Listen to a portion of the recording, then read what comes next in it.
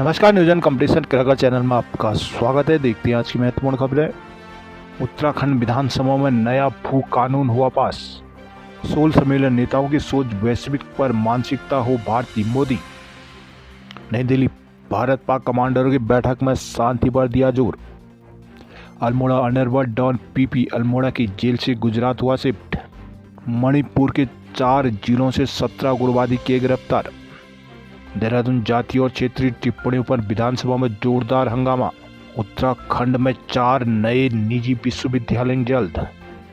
उत्तरकाशी, बटवाड़ा, पुरवेला समेत 9 जगहों बनेंगे उप जिला अस्पताल। सौरभ बहुगुणा ने कहा, रोजगार न देने वालों को जाएगा कसा। कांग्रेस विधायक कम्बल ओढ़ पहुंचे विधानसभा। उद्यान घपला अवैध खनन का मामला सदन में फिर गूंजा। कृषि मंत्री जोशी सदन में प्राकृतिक खेती पर गिरे।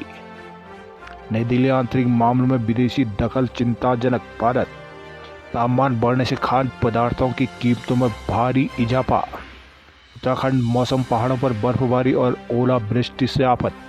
नई दिल्ली, भारत ब्रिटेन मुक्त व्यापार करार पर फिर करेंगे वार्ता।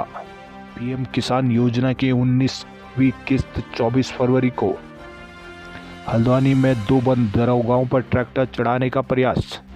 नई टिहरी, बूढ़ा केदार में बिजली घर बनाने की मांग। पौड़ी भू कानून की आड़ में प्रदेशवासियों को बांटने का लगाया आरोप। हनुमान चट्टी से बद्रीनाथ तक हाईवे हुआ बाधित। रुद्रप्रयाग, त्रिणी और घोलतीर में 400 मीटर फ्री जोन घोषित। रुद्रप्रयाग चारधाम यात्रा की तैयारियों में जुटे पुलिस अधिकारी। पौड़ी, अतिथि शिक्षक मांग रहे हैं लंबे अवकाशों का मानदेय। रुद्रप्रयाग में 1.5 लाख की स्मैक के साथ 2 हुए गिरफ्तार।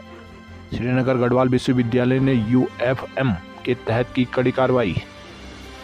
देवप्रयाग में शिक्षकों व छात्रों ने किया रक्तदान। पौड़ी, लापरवाही बरतने पर 5 अफसरों का वेतन रोका। हरिद्वार, कांवड़ियों की भारी भीड़, वाहनों की नो एंट्री। हल्द्वानी, अधिवक्ता संशोधन अधिनियम के विरोध में किया प्रदर्शन। हल्द्वानी में वन्य जीवों के सड़क पार करने को बनाया इको ब्रिज। नैनीताल में अधिवक्ताओं ने जलाई बिल की प्रतियां। हल्द्वानी, वर्दी में पुलिसकर्मी के रील बनाने के मामले की जांच हुई शुरू। हल्द्वानी, लापरवाही पुलिस की कमजोर विवेचना पड़ रही है वन कर्मियों पर भारी। लोहाघाट, कोली ढेक के ग्रामीणों ने पानी के लिए किया प्रदर्शन। लोहाघाट में 5वें दिन मिल रहा है पानी। पिथौरागढ़ में अधिवक्ता संशोधन बिल का किया गया विरोध। चंपावत जिले में वकीलों ने विरोध प्रदर्शन। पिथौरागढ़ आंगनबाड़ी कार्यकर्ताओं ने मांगा 19,000 मानदेय। पिथौरागढ़, असाइनमेंट जमा करने के बाद भी मिल रहे हैं शून्य अंक। पिथौरागढ़ विधायक चुफाल ने सदन में उठाया डीडीहाट पार्किंग का मामला। बागेश्वर, 25 छात्राएं होंगी तभी मिलेगा बागेश्वर के छात्रावास में कमरा। जागेश्वर के दोनों स्कूल भवन हुए क्षतिग्रस्त, बच्चे होंगे शिफ्ट। अल्मोड़ा, एसएसजी कॉलेजों की लापरवाही का खामियाजा भुगत रहे हैं छात्र। अल्मोड़ा में वन आरक्षियों ने दी उग्र आंदोलन की चेतावनी। गरुड़ में पूर्व प्रधान पर गुलदार का हमला। बागेश्वर, बारिश और बर्फबारी से फिर बढ़ी ठंड। काशीपुर में भी अधिवक्ता संशोधन बिल के खिलाफ खुला मोर्चा।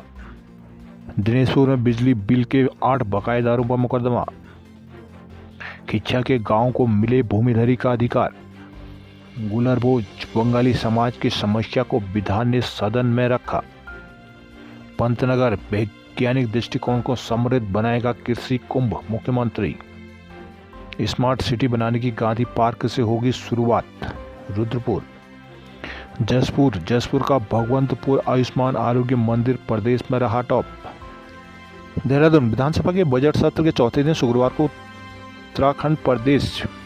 उत्तर प्रदेश जमींदारी विनाश और भूमि व्यवस्था अधिनियम 1950 संशोधन विधेयक 2025 पास हो गया। विपक्ष की ओर से इसे परवर समिति को भेजे जाने का प्रस्ताव नामंजूर हो गया। सीएम पुष्कर सिंह धामी ने कहा कि देवभूमि का मूल स्वरूप बचाने और डेमोग्राफी को बदलने से बचाने के लिए सख्त भू कानून लाया गया है। मुख्यमंत्री धामी ने भोजनावकाश के बाद भू कानून पर बोलते हुए कहा कि अब प्रदेश के 11 पहाड़ी जिलों में कृषि उद्यान की जमीन खरीद को पूरी तरह प्रतिबंधित कर दिया गया है। 12.5 एकड़ से अधिक भूमि खरीद पर रोक लगा दी गई है। हरिद्वार और यूएस नगर में शासन की मंजूरी के बाद ही जमीन खरीदी जा सकेगी। उन्होंने कहा कि निकाय से बाहर 250 वर्ग मीटर भूमि खरीद के लिए दिया गया शपथ पत्र झूठा पाए जाने पर उक्त जमीन को सरकार में निहित कराया जाएगा। जमीन खरीद को डीएम स्तर से मंजूरी देने की व्यवस्था को समाप्त कर दिया गया है। निवेश के लिए भी जमीन खरीद की मंजूरी भूमि अनिवार्यता प्रमाण पत्र के आधार पर ही मिलेगी। मुख्यमंत्री ने कहा कि अब निवेश के नाम पर कोई भी जमीनों का दुरुपयोग नहीं कर पाएगा। नगर निकाय सीमा में भी व्यक्ति जिस प्रयोजन के लिए जमीन खरीदेगा उसका वही इस्तेमाल कर सकेगा। तय प्रयोजन से हटकर जमीन का दुरुपयोग करने की स्थिति में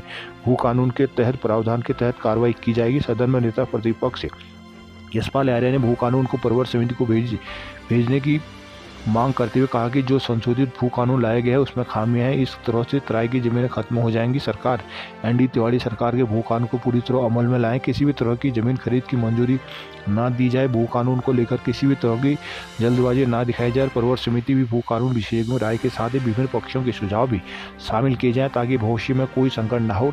कमजोर भू कानून से राज्य की बहुमूल्य जमीनों का दुरुपयोग हो चुका है। विपक्ष के पर्वत समिति को भू कानून भेजने का प्रस्ताव सदन में गिर गया। भू कानून ध्वनिमत से पास हो गया। उत्तराखंड में 4 नए निजी विश्वविद्यालय के निर्माण का रास्ता साफ हो गया। शुक्रवार को विधानसभा में निजी विश्वविद्यालय संशोधन विधेयक को मंजूरी मिल गई, जिसके तहत पौड़ी, देहरादून में 1 और रुड़की और में 2 विश्वविद्यालयों की स्थापना की जाएगी। राजभवन से विधेयक की विधिवत मंजूरी के बाद इनका निर्माण शुरू होगा। 4 नए विश्वविद्यालय बनने से राज्य में सरकारी और प्राइवेट विश्वविद्यालय की संख्या 42 हो जाएगी। निजी विश्वविद्यालय संशोधन में सरकार ने नए विश्वविद्यालय का ब्यौरा दिया है, जिनके अनुसार रुड़की में फोनिक्स विश्वविद्यालय और ओम विश्वविद्यालय को मंजूरी दी जा रही है, जबकि पौड़ी में एथिक्स विश्वविद्यालय और देहरादून में university of north west Himalayas बनाया जाना है। राज्य में प्राइवेट विश्वविद्यालय की संख्या 27 राज्यों में वर्तमान में प्राइवेट की संख्या 27 तक पहुंच चुकी है, जिसमें 50% से ज़्यादा विश्वविद्यालय देहरादून में स्थित है। दून के बाद हरिद्वार, रुड़की और यूएस नगर में सबसे ज़्यादा हैं। सरकारी विश्वविद्यालय की संख्या अब 11 तक पहुंच चुकी है। उत्तराखंड मौसम। उत्तराखंड के कई इलाकों में जहां बारिश बर्फबारी से राहत मिली, वहीं चमोली जिले के कई इलाकों में भारी बर्फबारी से मुश्किलें पैदा हो गई हैं। इसके अलावा नैनीताल में कई स्थानों पर ओलावृष्टि ने आफत मचाई। हालांकि शुक्रवार को ज़्यादातर इलाकों में मौसम साफ ही रहा। मौसम विभाग ने 25 से 27 तक बारिश बर्फबारी का पूर्वानुमान भी जारी किया है। उत्तरकाशी जिले में बर्फबारी के बाद से गंगोत्री यमुनोत्री हाईवे देहरादून दोपहर के बाद ही खुल सका है। हालांकि हरियल घाटी आवाजाही के लिए बंद है। चमोली में हनुमान चट्टी से बद्रीनाथ, चोपता, कुंड, केदारनाथ हाईवे बंद रहा है। कुमाऊं में मुंशियारी के कालामुनि और खलिया के साथ ही कैलाश मानसरोवर यात्रा पर भी बर्फबारी हुई है। नैनीताल में रामगढ़, नथवाखाना, रातीघाट, गरमपानी, तल्ला, रामगढ़, गागर समेत कई क्षेत्रों में गुरुवार को ओलावृष्टि ने आड़ू, कोलम, खुबानी के बागवानी को जबरदस्त नुकसान पहुंचाया है। गोपेश्वर। गुरुवार से लेकर शुक्रवार सुबह 4 बजे तक बद्रीनाथ में लगातार हिमपात होता रहा। शुक्रवार दोपहर 12 बजे बाद बद्रीनाथ में हल्की धूप खिली। भारी बर्फबारी से हनुमान चट्टी से लेकर बद्रीनाथ तक बद्रीनाथ हाईवे बाधित रहा है। जिला प्रबंधन अधिकारी एनके जोशी ने बताया कि जिला अधिकारी के निर्देश पर बर्फ के कारण बाधित बद्रीनाथ हाईवे को खोलने में जुटी है। बद्रीनाथ हाईवे की तरह ही मंडल, चोपता, कुंड, केदारनाथ राष्ट्रीय राजमार्ग भी किलोमीटर 39 से लेकर किलोमीटर 48 तक अवरुद्ध हो गया है। ज्योतिर्मठ मलारी रोड मोटर मार्ग पर भारी हिमपात हुआ है। 4x4 वाहन चैन के सारे ही वाहनों का आवागमन हो सकता है। हेमकुंड गोविंद घाट गुरुद्वारा के प्रबंध सरदार शिवा सिंह ने बताया कि भीड़ार, अटलाकोटी से लेकर हेमकुंड साहब तक जमकर हिमपात हुआ है। हल्द्वानी।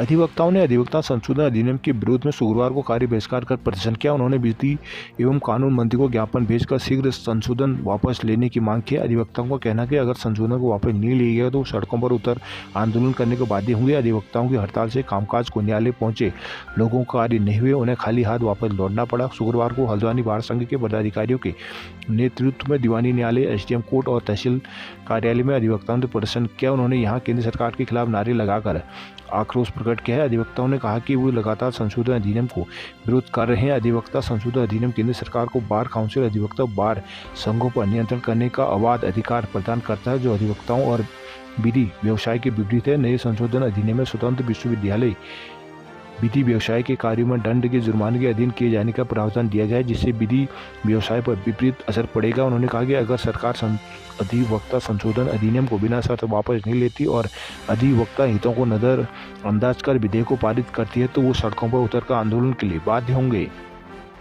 हल्द्वानी में वन विभाग और वन तस्करों के बीच मुठभेड़ और मारपीट की घटनाओं पर रोक लगाने में प्रशासन नाकाम साबित हो रहा है। गुरुवार देर रात वन तस्करों ने पीपल पड़ाव वन चौकी में सीज किए गए ट्रैक्टर ट्रॉली को 2 दरगाहों के साथ मारपीट कर छुड़ा लिया। वन कर्मियों का कहना है कि जिस ट्रैक्टर ट्रॉली में तस्कर वन उपज को छुपाकर ले जा रहे थे। वर्ष 2020 में सीज हो चुकी थी। वन दरोगा मनोज कुमार मैकलानी का कहना है कि पुलिस की कमजोर विवेचना के कारण तस्कर उन्हें वाहन छूटते जा रहे हैं, जिससे तस्करों के हौसले और अधिक बुलंद हो रहे हैं। अप्रैल 2024 से लेकर दिसंबर 2024 तक वन कर्मियों और तस्करों के बीच 11 से अधिक मुठभेड़ हो चुके हैं। ये मुठभेड़ जंगलों से रात में बेशकीमती पेड़ों को काटने के दौरान हुई है। वन कर्मियों के पास अच्छे हथियार नहीं होने के कारण उन्हें हमेशा बैक फुट पर वापस लौटना पड़ता है। अधिकतर मुठभेड़ों में वन कर्मी की घायल होते ही और 23 अप्रैल 2024 को बरहनी रेंज में तस्करों ने एक वनकर्मी को घायल कर दिया था, जो गंभीर रूप में घायल हो गया था। मई 2024 में टांडा रेंज में वनकर्मियों और तस्करों की जबरदस्त मुठभेड़ हुई थी।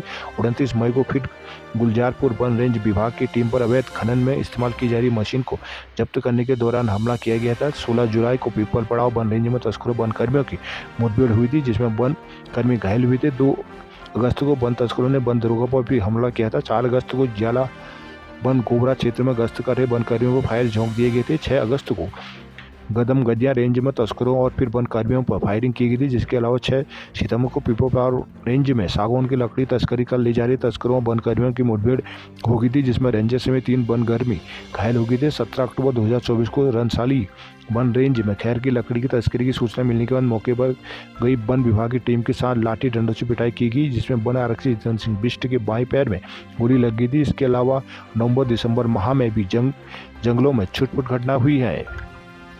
पिथौरागढ़ अधिवक्ता अधिनियम 1961 में संशोधन केंद्र सरकार के प्रस्ताव पर अधिवक्ताओं ने कार्य बहिष्कार कर प्रदर्शन किया है। प्रदर्शनकारी अधिवक्ताओं ने वकीलों की आवाज को दबाने का भी आरोप लगाते हुए सरकार से बिल वापस लेने की मांग उठाई है। न्यायालय पहुंचे लोगों को अधिवक्ताओं के कार्य बहिष्कार के चलते वापस घर लौटना पड़ा। शुक्रवार को जिला बार संघ ने अधिवक्ता संशोधन बिल 2025 को लेकर न्यायालय परिसर गेट में केंद्र सरकार के खिलाफ प्रदर्शन किया था। अधिवक्ताओं का कहना है कि सरकार बार काउंसिल अधिवक्ताओं और बार संघों पर नियंत्रण करने का प्रयास कर रही है। अधिवक्ता संशोधन विधेयक 1961 में जो संशोधन किए गए हैं वह विधि व्यवसाय की स्वतंत्रता को खतरे में डालते हैं।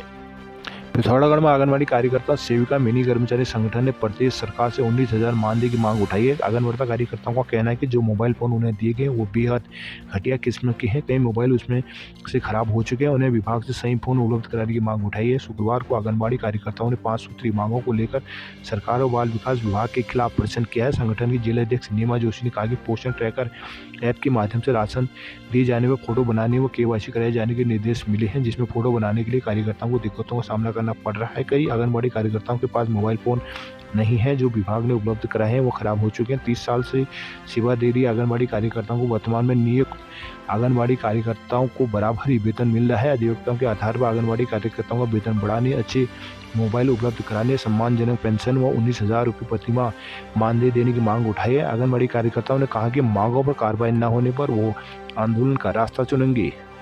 डीडीहाट पूर्व काबीना मंत्री और विधायक बिशन सिंह चुफाल ने सदन में डीडीहाट में पार्क के निर्माण में हो रही देरी का मामला उठाया। उन्होंने कहा कि 2022 से काम शुरू किया गया था, अब तक केवल 25% तक ही काम हो सका है। हिंदुस्तान समाचार ने 28 जनवरी के अपने अंक में डीडीहाट में लगने वाले जाम लोगों के लिए बना मुसीबत शीर्षक से पार्किंग की समस्या के मामले को प्रमुखता से उठाया था। इस मामले में स्थानीय विधायक ने सक्रियता दिखाते हुए अब डीडीहाट के लोगों की मांग को सदन में उठाकर उन्हें राहत देने की मांग की है। शुक्रवार को विधायक चुफाल ने देहरादून में फोन में बताया कि उन्हें सदन में नियम 300 के तहत इस मामले को उठाया। उन्होंने कहा कि डीडीहाट में पार्किंग का निर्माण कोलकाता की कंपनी को दिया गया। अब तक 2022 से लेकर केवल 25% ही काम होने से जो पार्किंग लोगों के लिए काम नहीं आ पा रही है। बागेश्वर के बीडी पांडे परिसर में आरक्षित छात्राओं के लिए बनाया गया छात्रावास आज भी शुरू नहीं हो पाया। एक साथ 25 छात्राएं होंगी तभी इसका संचालन हो पाएगा, जबकि गरीब वर्ग की कई छात्राएं शहर में महंगे दामों पर किराए देकर रहने को मजबूर हैं। कई बार छात्रावास आवंटन की मांग कर चुकी हैं, लेकिन उनके बड़े नियम मानक आड़े आ रहे हैं। इसके बाद ही परिसर में नया छात्रावास का निर्माण चल रहा है। मालूम हो कि 20 साल पहले बीडी पांडे डिग्री कॉलेज प्रशासन ने लाखों रुपये खर्च करने के बाद 26 कमरों का आरक्षित छात्राओं के लिए छात्रावास बनवाया था, जिसमें 52 सीटें में तय की गई थी, लेकिन इसमें किसी भी छात्र को प्रवेश नहीं मिला। 2 साल पहले कॉलेज के कैंपस का दर्जा मिला, तब छात्रों को उम्मीद थी कि उन्हें छात्रावास का लाभ मिलेगा, लेकिन अभी भी इसका लाभ उन्हें नहीं मिल पा रहा है। ग्रामीण क्षेत्र से आने वाली कई गरीब छात्राएं प्रवेश के लिए कैंपस प्रशासन से मिलती है, उन्हें हर बार मानकों का पाठ पढ़ा दिया जाता है। प्रशासन का कहना है कि जब तक 25 छात्राएं हॉस्पिटल में नहीं होंगी उसे संचालित नहीं किया जा सकेगा, जबकि छात्राओं का कहना है कि यदि छात्रावास शुरू होगा तो छात्राओं की संख्या भी पूरी हो जाएगी। इस कारण ग्रामीण क्षेत्र की छात्राएं महंगे दाम पर रहने को मजबूर हैं। अल्मोड़ा के एसएसजे विश्वविद्यालय के अधिकांश कॉलेजों ने विषयों को सत्यापित करने में लापरवाही कर दिया है। इसका नतीजा ये हो रहा है कि छात्रों को रिजल्ट जारी होने में भी दिक्कतें आने लगी हैं, जिससे छात्र परेशान है। हालांकि विश्वविद्यालय प्रशासन फिर से विषयों का सत्यापन करने में जुट गया है। शासन की ओर से विश्वविद्यालय की व्यवस्थाओं को बेहतर बनाने के लिए समर्थन पोर्टल लागू किया गया था। अब समर्थन पोर्टल के माध्यम से प्रवेश लेने वाले छात्रों के परीक्षा फॉर्म भरने, रिजल्ट देखने आदि सभी व्यवस्थाएं इसी पोर्टल में की गई हैं। इसी के माध्यम से छात्र परीक्षा के लिए शुल्क का भुगतान करते हैं और अपने विषयों को भरते हैं। वहीं विश्वविद्यालय की ओर से सभी कॉलेजों को भी इसके लिए आईडी दी गई है। इस आईडी से कॉलेज छात्रों के विषयों को सत्यापित करते हैं, लेकिन तृतीय सेमेस्टर में कई छात्रों के विषयों की कॉलेज की ओर से सही सत्यापित नहीं किया गया। विश्वविद्यालय प्रशासन के मुताबिक बीए तृतीय सेमेस्टर में कुल 5,530 छात्र छात्राओं ने परीक्षा फॉर्म भरा था, जिसमें से 450 छात्रों के फॉर्म में एक अतिरिक्त विषय गलत जोड़ दिया गया। वहीं 66 छात्राएं ऐसी हैं जिन्हें परीक्षा किसी और विषय की दी थी, लेकिन पोर्टल में अलग विषय भर दिया गया। इस कारण उनका रिजल्ट जारी नहीं हो सका। हालांकि इसमें कुछ मामले अनुचित साधनों के प्रयोग से भी संबंधित है।